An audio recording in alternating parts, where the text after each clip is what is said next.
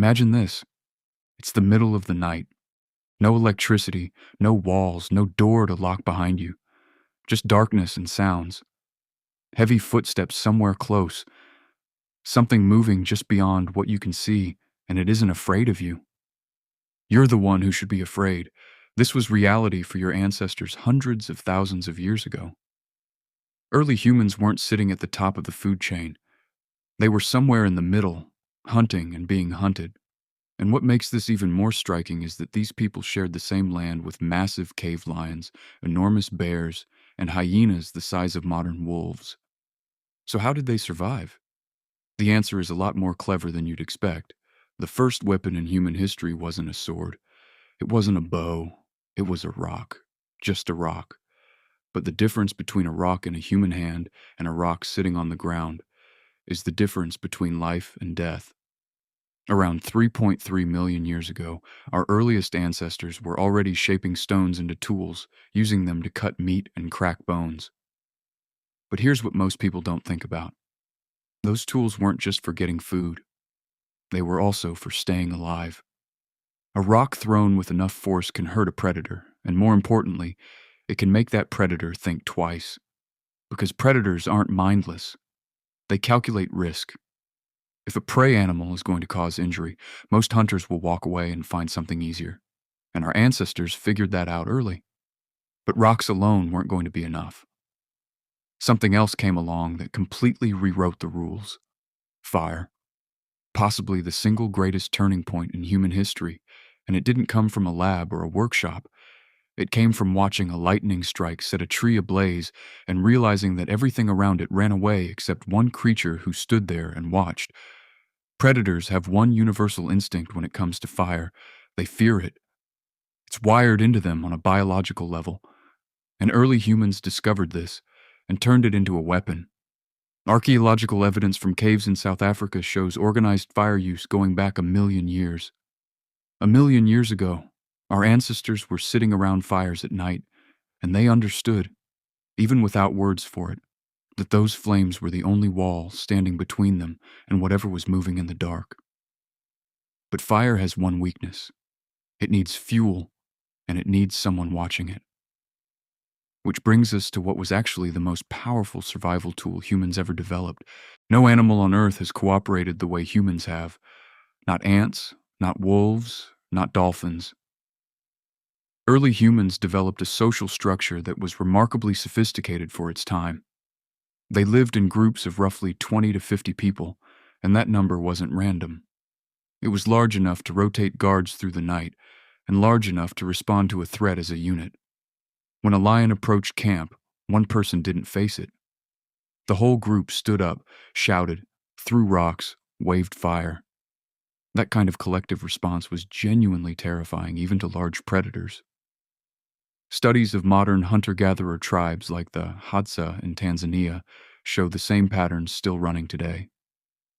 The group moves together, shares information instantly, and when danger appears, the response is immediate and collective. That ancient human programming is still inside us.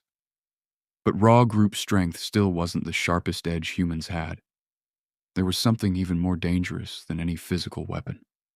Intelligence. Early humans weren't the strongest. They weren't the fastest. A lion outruns them, a bear overpowers them, a hyena can outlast them in a chase. But humans had something none of those animals possessed: the ability to plan ahead. They studied predator behavior. They knew where lions rested during midday heat.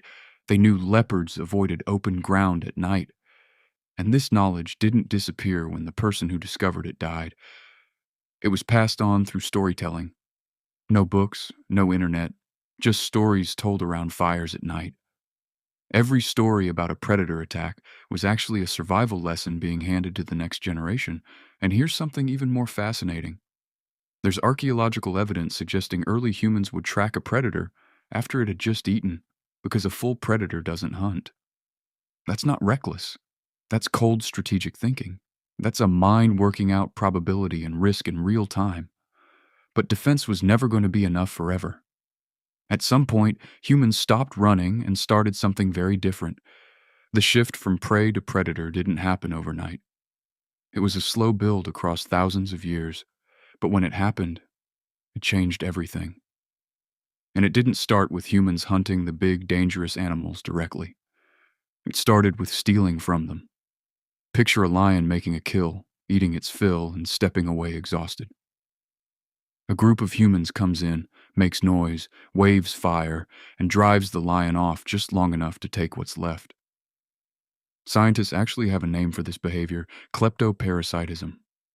And there's solid evidence that early hominids did exactly this on a regular basis. Over time, though, the weapons got better. The spear came first, then the throwing spear, then eventually the bow and arrow. And suddenly a human who once had to run from a lion could wound one from 30 meters away without ever coming close.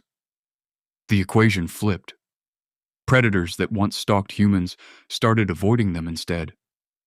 But what happened when everything failed? When the fire went out and the group was scattered and something found you alone in the dark? This is the part of the story that feels the most human. Early humans weren't invincible, they were people. They felt fear the same way you do. And fear itself was actually a tool. The adrenaline that floods your system in a moment of danger makes you faster, stronger, and sharper than you normally are.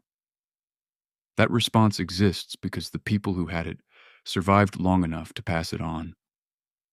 Anthropologists say that the humans who made it weren't always the bravest. They were the ones who knew when to fight and when to run, when to make noise and when to go completely silent, when to stand their ground and when to disappear. That balance between courage and calculation is what got their genes to us. It wasn't the strongest who survived, it was the ones who made the smartest call in the worst moment. And that's really what this whole story comes down to. The survival of early humans against creatures that could physically destroy them wasn't about being bigger or faster or fiercer. It was about being smarter, more cooperative, and more adaptable than anything else walking the earth at the time. Every time you turn on a light at night, you're doing in a very modern way exactly what your ancestor did 1,000,000 years ago. Pushing back the dark, keeping the danger out. The fire is smaller now and fits in your pocket, but the human holding it is the same human who figured out, against every odd, how to make it through the night.